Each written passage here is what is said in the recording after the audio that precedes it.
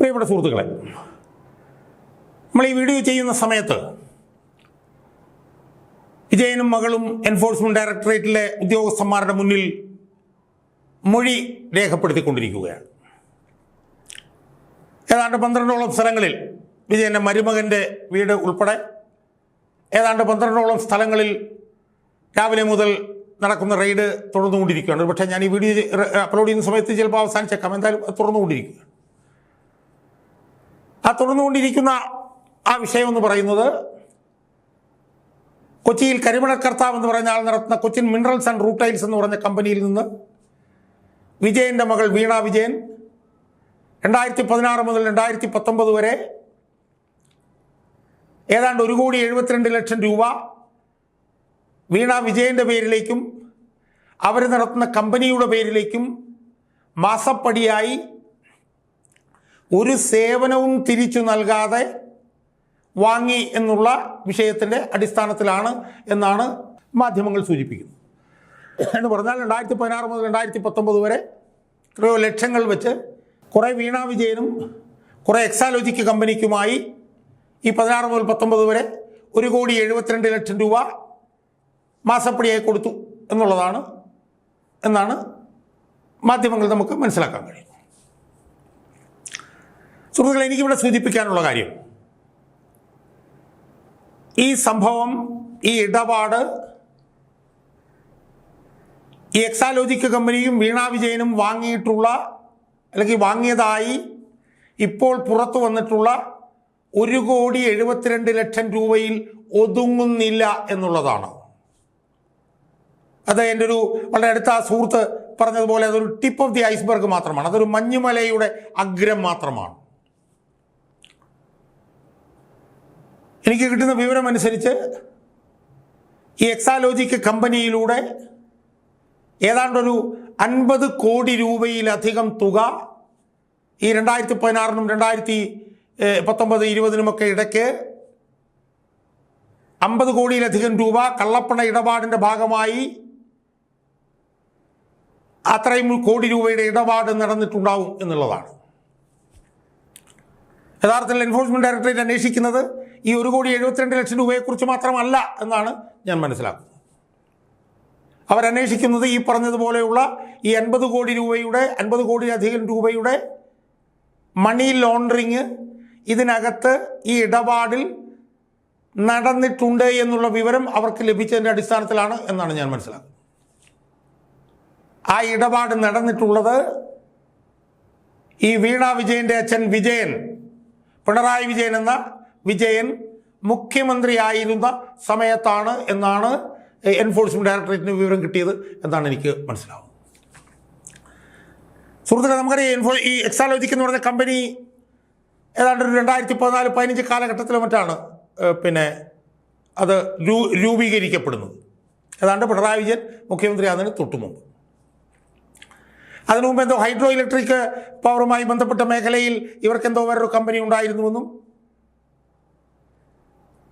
അത് എം ശിവശങ്കരൻ അക്കാലത്ത് ഇടപെട്ടാണ് അത് തുടങ്ങാൻ സഹായിച്ചതെന്നും ഒക്കെയുള്ള വിവരങ്ങളുണ്ടായിരുന്നു.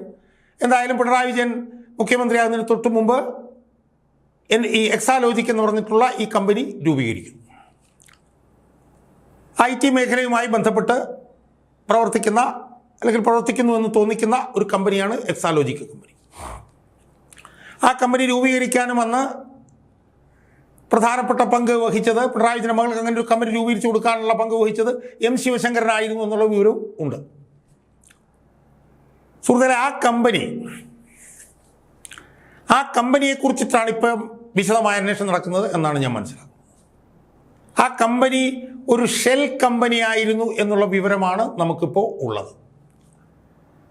ആ കമ്പനി പുറമേക്ക് കാണിക്കുന്നത് എന്തോ സോഫ്റ്റ്വെയർ ഡെവലപ്മെൻറ്റുമൊക്കെയായി ബന്ധപ്പെട്ടുകൊണ്ട് ചില്ലറ സോഫ്റ്റ്വെയറുകൾ ഡെവലപ്പ് ചെയ്യുന്ന ഒരു കമ്പനി ആയിരുന്നു ആ കമ്പനി എക്സാലോജിക് എന്നുള്ളതാണ് ഇപ്പോൾ നമുക്ക് മനസ്സിലാവും. യഥാർത്ഥത്തിൽ ആ കമ്പനി എന്ന് പറയുന്നത് പിണറായി വിജയൻ മുഖ്യമന്ത്രിയായിരിക്കുമ്പോൾ സ്വാർത്ഥ താല്പര്യക്കാർക്കും നിക്ഷിപ്ത താല്പര്യക്കാർക്കും ഒക്കെ ചെയ്തു കൊടുക്കുന്ന ശതകോടികളുടെ ആനുകൂല്യങ്ങൾക്ക് പകരമായി തൻ്റെ മകൾ നടത്തുന്ന കമ്പനിയിലേക്ക് അതിൻ്റെ ഒരു ഓഹരി വാങ്ങാൻ വേണ്ടിയുള്ള ഒരു ഷെൽ കമ്പനി മാത്രമായിരുന്നു എക്സാലോജിക് കമ്പനി എന്നതാണ് നമ്മൾ മനസ്സിലാക്കേണ്ടത്. അതായത് ഇപ്പോൾ ഉദാഹരണത്തിന് വിജയൻ ഒരു വലിയ കമ്പനിക്ക് 100 കോടി രൂപയുടെ ആനുകൂല്യം മുഖ്യമന്ത്രി എന്നുള്ള നിലയിൽ നിന്ന് ചെയ്തു കൊടുക്കുന്നു എന്ന് വിചാരിക്കുക. ആ കമ്പനി എന്തു ചെയ്യും? ഈ വീണ വിജയൻ്റെ എക്സാലോജിക് എന്ന് പറഞ്ഞ കമ്പനിയിൽ നിന്ന് ഒരു സോഫ്റ്റ്വെയർ ഡെവലപ്മെൻറ്റ് കരാറ് ഒപ്പിടും, അല്ലെങ്കിൽ ഒപ്പിടാതിരിക്കും. അപ്പോൾ വാങ്ങുന്നത് സോഫ്റ്റ്വെയർ വാങ്ങിച്ചു എന്ന് പറയാം. പക്ഷെ ആ സോഫ്റ്റ്വെയർ വാങ്ങിച്ചു എന്ന് പറയുമ്പോഴും അതിൻ്റെ മറവിൽ യഥാർത്ഥത്തിൽ നടക്കുന്നത് എന്താണ്? വിജയൻ ഈ കമ്പനിക്ക് ചെയ്തു കൊടുത്ത ആനുകൂല്യത്തിൻ്റെ ഒരു വിഹിതം വാങ്ങാനുള്ള അല്ലെങ്കിൽ തിരിച്ച് നൽകാനുള്ള ഒരു സംവിധാനം, അത് മാത്രമാണ് എക്സാലോജിക്. ഈ എക്സാലോജിക് എന്ന് പറഞ്ഞ കമ്പനി വിദേശത്ത് ഗൾഫിലും രജിസ്റ്റർ ചെയ്തിട്ടുണ്ടെന്നാണ് കേൾക്കുന്നത്. അപ്പോൾ സ്വാഭാവികമായും പിണറായി വിജയൻ ആനുകൂല്യം ചെയ്തു കൊടുക്കുന്ന കമ്പനികൾക്ക് ആ പണം ഗൾഫിൽ ഈ എക്സാലോജിക് എന്ന് പറഞ്ഞ കമ്പനിയിൽ അത് പാർക്ക് ചെയ്യാം. അപ്പം ആ നിലയിൽ അച്ഛൻ വിജയൻ ചെയ്തു കൊടുക്കുന്ന ശതകോടി രൂപയുടെ ആനുകൂല്യങ്ങൾക്ക് പകരമായി അവർ തിരികെ നൽകുന്ന പണം പാർക്ക് ചെയ്യാനുള്ള ഒരു ഷെൽ കമ്പനി മാത്രമായിരുന്നു എക്സാലോജിക് എന്ന് നമ്മൾ മനസ്സിലാക്കണം. അപ്പോൾ നമുക്ക് മനസ്സിലാക്കാൻ കഴിയുന്നത് അതിന് ആ പ്രവർത്തനത്തിന് പോലീസിനെയൊക്കെ ഇയാൾ വിജയൻ വലിയ രീതിയിൽ ഉപയോഗിച്ചിരുന്നു എന്നാണ് നമുക്ക് മനസ്സിലാക്കാൻ കഴിയും. ലോകനാഥ ബെഹ്റ എന്ന് പറയുന്നിട്ടുള്ള മുൻ DGP, അതിലിപ്പോഴും മെട്രോ റെയിൽ കോർപ്പറേഷൻ്റെ എന്തോ ചെയർമാനായിട്ട് UDF സർക്കാർ വന്നിട്ട് അവിടെ ഇരിപ്പുണ്ട്.